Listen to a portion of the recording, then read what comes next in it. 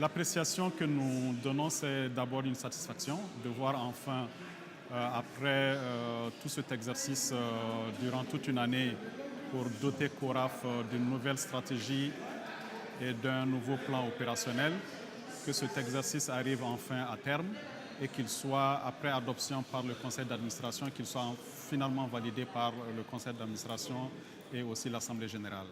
Et les partenaires au développement que nous sommes, nous avons soutenu CORAF en tout cas dans cet effort et tout le long de l'exercice. Et nous avons mis à disposition de l'expertise, nous avons mis à disposition des ressources pour que ce plan stratégique et ce plan opérationnel puissent voir le jour. Et donc c'est avec une grande satisfaction que nous notons l'adoption par l'Assemblée générale, qui est l'instance suprême de CORAF.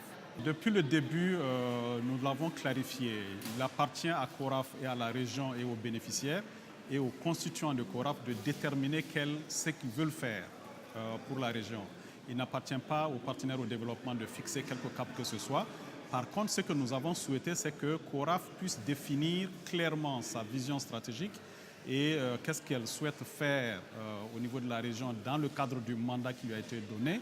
Et en ce moment, une fois que le plan opérationnel est développé, il appartient aux partenaires au développement que nous sommes de voir ensemble comment nous allons nous mobiliser pour appuyer CORAF, pour accompagner CORAF dans la mise en œuvre de ce plan opérationnel dans le cadre du plan stratégique. Donc voilà notre vision, voilà notre démarche. Nous ne voulons pas nous inscrire dans une démarche où nous déterminons, où nous orientons pour ce que nous voulons pour que ça soit mis dans le plan opérationnel. Non, nous avons pris toute une autre démarche.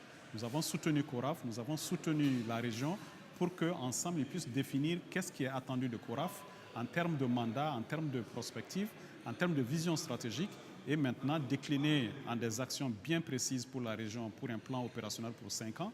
Et une fois que cela est validé maintenant, il appartient aux partenaires au développement que nous sommes, dans le cadre aussi de nos différentes stratégies d'intervention au niveau de la région, pour voir dans quel cadre nous pourrons supporter les axes prioritaires qui sont définis au niveau du plan opérationnel.